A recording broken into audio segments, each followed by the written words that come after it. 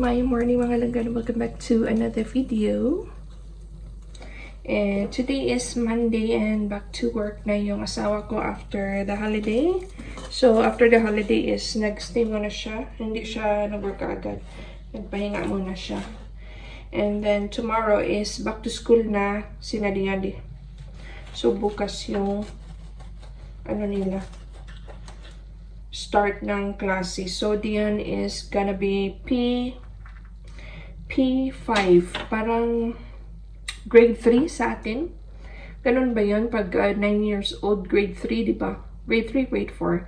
Anyway, it's primary 5 pag dito. So, nag-air fry ng sausage. Ano to siya na sausage? Iron brew na sausage. Masarap siya. In-air fry ko at kinakat ko siya ng half para maluto. Para lutong-luto talaga yung loob. Ito yung brunch ni Dion. And then I have a roll. Dion doesn't like to have butter. So, ano lang talaga, ketchup. Yun lang ang gusto niya.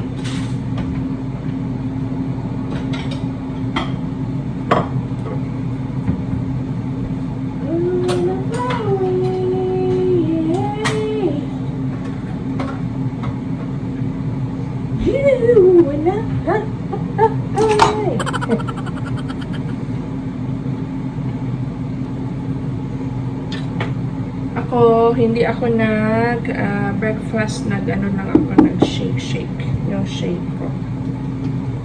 So, kumusta naman kayo mga langga? Ako, hindi ko pa na-edit yung namin, yung sa holiday.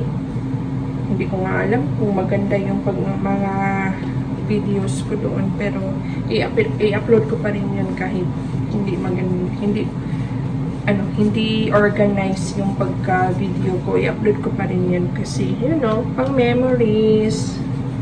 May na-video ko naman yung hotel resort namin at saka yung ibang views. Ayun.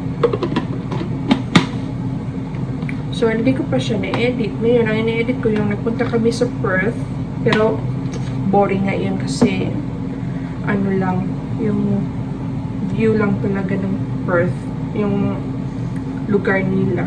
Yun lang ang na-vlog ko. And the rest. Wala lang, mga siguro 5 minutes. Pero hindi ko pa natapos. Tapos tatapusin ko yun. Boring din yun, pero i-upload ko pa rin.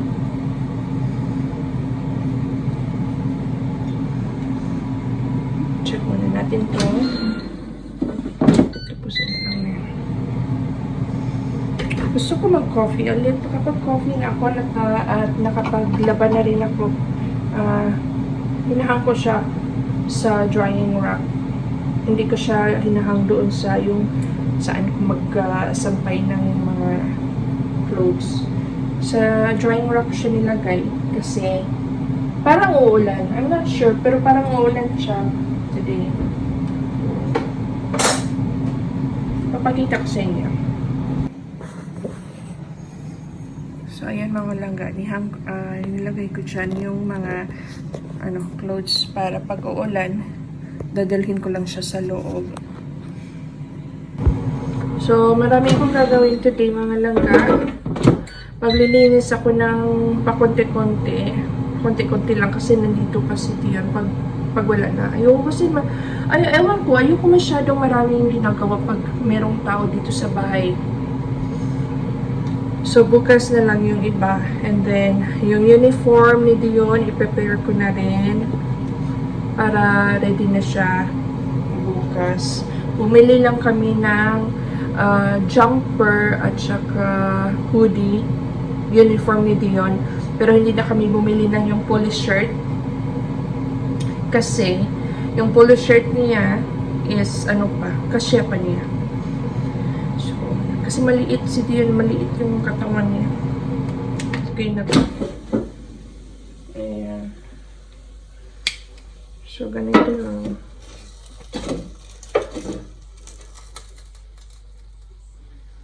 Yan. So, ilagay lang dito mga langga. Yan. And then, tomato ketchup.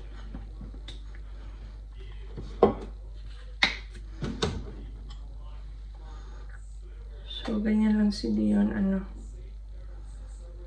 lang ang gusto niya. Sabi nga namin, dapat merong butter para hindi siya dry. Pero ayaw niya ng butter. Kumakain naman siya ng merong butter, yung like toast. Mag-toast ako ng bread. Gusto niya may butter, pero yung butter talaga nag-melt. Yung ayaw niya yung makikita yung mga puti-puti. Weird, na? So, magtupi tayo mga langga. And ito yung, wait, moment. Ito yung ni Dion, mamaya na ha. Ipapakita ko sa inyo. Mga langga, inom muna tayo ng coffee.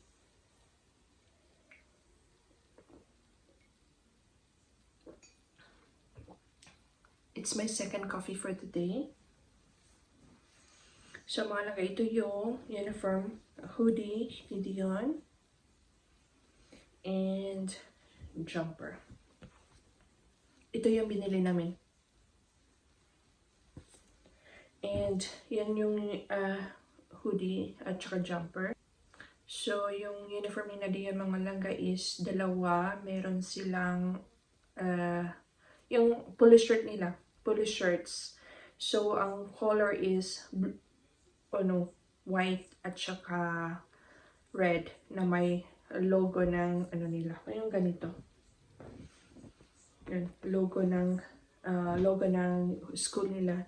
And then yung sa pambaba, dapat trousers. It's either black, blue, or gray na trousers. But then Dion doesn't like to wear trousers. So joggers. Naka-joggers lang yan siya. Kasi mas comfy yung joggers. Lalo na sa mga bata na pag free break time nila, laro-laro sa labas, yun, mas comfy talaga. Pag may mga activities, mga ganon, mas nakakakilos sila ng maayos. Nakakakilos sila ng maayos. So, ayun. So, magplansya ako sa taas sa room ni Dion kasi nandun yung plansya. Meron kami dito yung kabayo. Pero hindi, kasi nga hindi ako masyadong nagpa-plansya. Once in a blue moon lang ako nagpa-plansya. So, nasa kinaloob-looban. So, doon ako sa kwarto ni Dion nagpa-plansya. So, paplansyahin ko to kasi gusot na gusot after nung... Kasi nilagay ko lang siya kaagad dito. Kaya gusot na gusot siya mga langga. So, paplansyahin ko siya. Pero konti lang yung paplansyahin ko. Plus, first day of school, dapat presentable. Kaya, plansya-plansya din mag may time. Ayan, so, relax muna ako mga langga. And then, I will just... Pardon me. I will just charge my phone kasi naghihingalo na. And then I will see you later mga langga. Maulan today mga langga. Pinasok ko na yung mga clothes. Naulanan nga ng konti kasi hindi ko napansin na umuulan na pala. Ako while nag-charge ako ng phone. Nag-general cleaning ako na sa bathroom namin. At ngayon, super gutom na ako. Hindi pa ako nakapa-plancha. Baka after dinner na lang yung pa-plancha kasi mag-cook ako ng dinner. Yung dinner namin is minced beef and tatties. Yun yung parang Scottish food. One of the Scottish food. So, at saka isa din sa gusto kong lutuin kasi easy lang siya. And hindi siya yung kagaya ng the usual Scottish na minced beef. Iba yung paraan namin. Tinuruan lang din ako ng asawa ko kasi mas magaling siya magluto sa akin. And yung mga langga is, gutom na ako. It's already 10 minutes to 2. So, iinitin ko lang yung takeaway namin kagabi na Indian food, which is really masarap. Wala akong wala akong rice. So, ang pinaka-rice ko na lang is couscous. Mag-couscous na lang tayo, mga langga.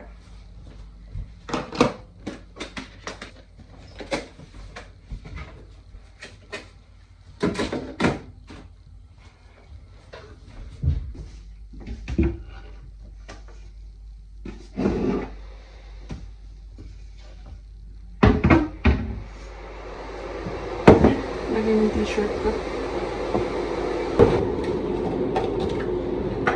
Is this a time lapse? No.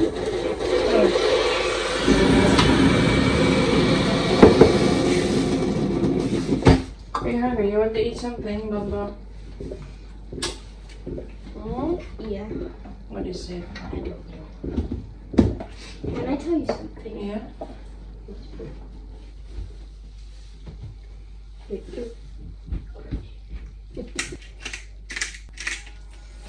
Lagyan lang natin ng konting pepper and then konting salt. Ayan. And then water. 1:1 lang to eh. And then, wow, ang layo ko pala. Hindi pala nakikita. So, iyan yung mga langga. Oh. 1:1. And then, cover and leave it. Mabilis lang to. And then, ulitin ko to.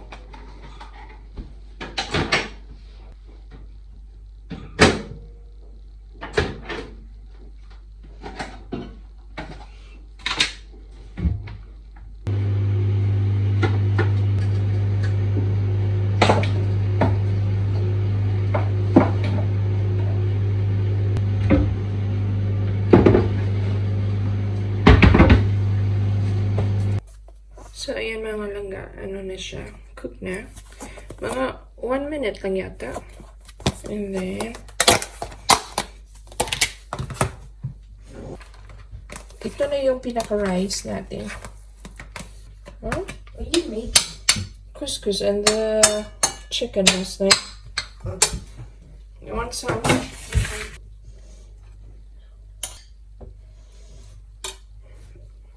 So, ayan na yung lunch natin mga langga. Nakalimutan ko yung pangalan ng chicken na yan. Basta Indian food. May bago kasing Indian restaurant dito sa amin. So, masarap daw yung restaurant na yan. In fairness, masarap naman talaga to. Okay, let's eat. Ayan, let's eat mga langga.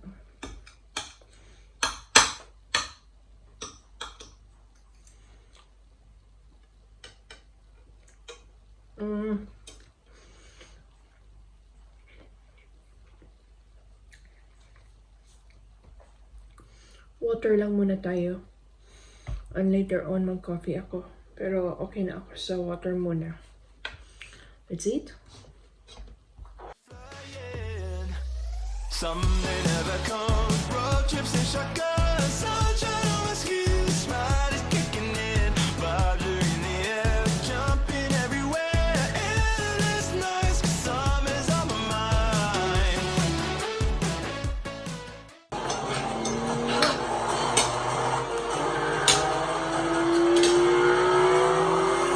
Ang sarap mga langga na ubus ko.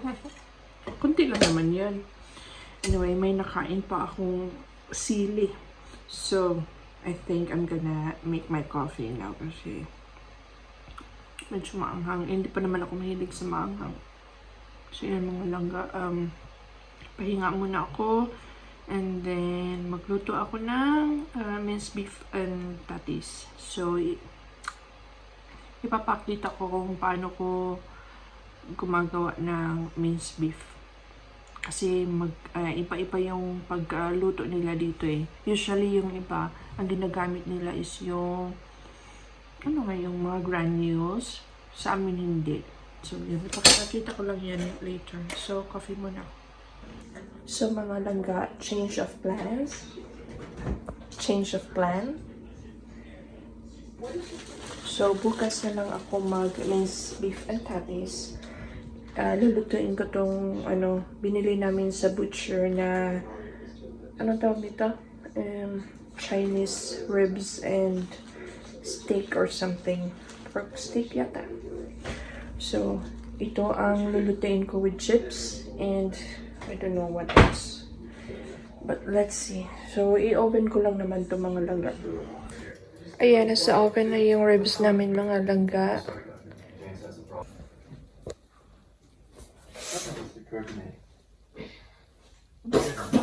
Mga langga, nag-relax na lang kami. Pero later on, maggawa ako ng baon ng amo ko. And I'm having red wine. that doctor had her on. That's made her like that. They were actually just a mild Hindi talaga ako mahilig sa mga like ganito red wine. Pero sabi kasi ng asawa ko, maganda daw to sa pag mataas yung cholesterol. Tingnan mo yung clothes. Nandyan. Parang whole week yata na rainy day. So, hindi ako makapagsampay sa labas. Anyway, dyan lang muna yan. Pag nagluluto ako, i-transfer ko yan siya sa sala. Ngayon, balik na naman dito kasi si Dion, ayun naglalaro ng VR. Siya na yung may-ari ng sala namin. Hindi pa ako nakapag-plancha mga langga. It's either tapusin ko or continues tomorrow. But just let's see. Nanood lang kami ng asawa ko ng TV series. But nandun pa siya sa labas. Okay, inom muna tayo nito mga langga. Hindi pa talaga ako sanay sa lasa ng red wine. Mas gusto ko pa beer.